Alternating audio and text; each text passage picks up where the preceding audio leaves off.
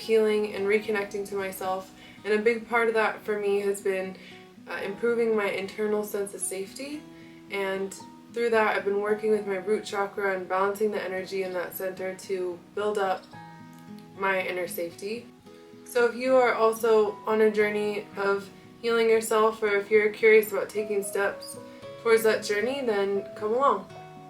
So a big part for me about developing my inner sense of safety has been learning what makes me feel unsafe, which might sound really simple and it might sound easy, but when you spend a lot of time, like I did, away from your feelings and away from understanding yourself, it can be a big process to actually learn what is making you feel unsafe and what your fear is connected to on a deeper level.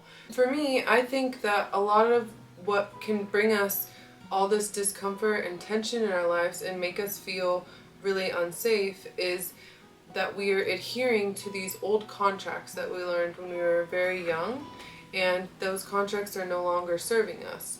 So a lot of times we grow up in families with values that don't really reflect our own internal values, but we, as a way to keep ourselves safe and as a way to fit in, because that's what all humans want to do, we adhere to the values of other people around us because that seems like the most intelligent choice at the time.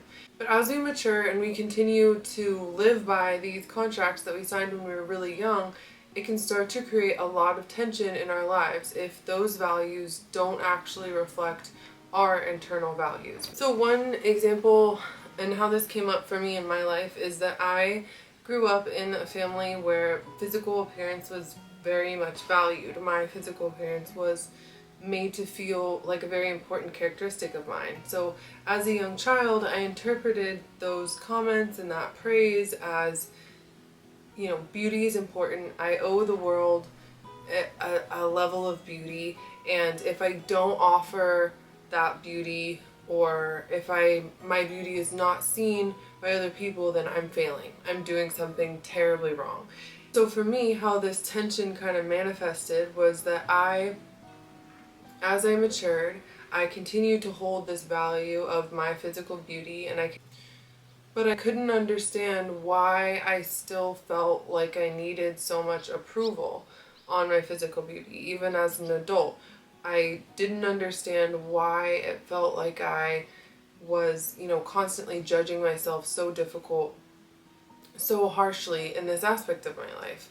And I realized that it was because I, as a very young child, decided that physical beauty is extremely important and that I owe that to the world. And I was able to realize through some internal work that this value system was creating tension in my life because I don't actually hold the value in physical beauty as much as other people in my life did. That doesn't mean to say I don't appreciate my physical beauty, the physical beauty of my husband, but it does mean that it's not as important to me as I thought it was.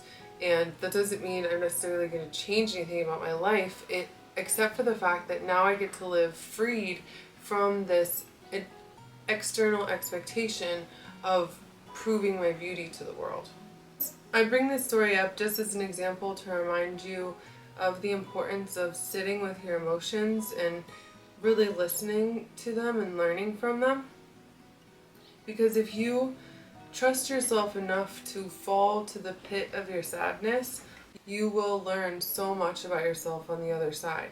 So I just want to encourage you, if you feel maybe some general discontent or just tension in your life and you don't know where it's coming from, I encourage you to sit with yourself, because it may be like me, you have a value that you're living by that's just incongruent with your internal sense of self, and it might be creating just this underlying sense of tension. Because for me, now that I have freed myself from that external expectation, I feel so much lighter, and I feel like there's so much more space inside of myself for me to be there, instead of just this cloud of expectation and expected failure that's just hanging over my head all the time. So I know it can be easy to just stay in our old patterns, and you get used to feeling bad. That's the sad part of it, but you can get used to feeling bad every day. But you deserve much more than feeling bad every day, and you deserve to wake up with clarity and to wake up with peace in your heart. And doing the internal work to get there is not easy, but I promise you, you are worth it, and you will be so rewarded for doing that. As a formerly very tense person to you, I understand. I understand what it's like to live with a constant sense of anxiety and the constant sense of pressure, and I promise you can do better than just numb it and wake up tomorrow. You can feel lighter, be able to breathe deeper. You can do that. It just requires work, and that work is figuring out where your life is going and how that really makes you feel and what you're making space for in your life.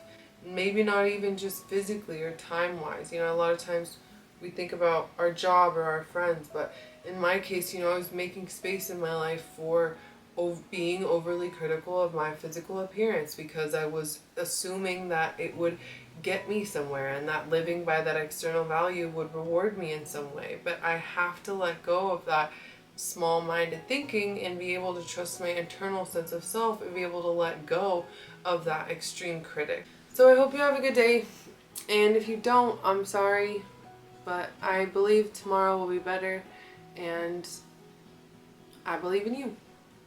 I love you.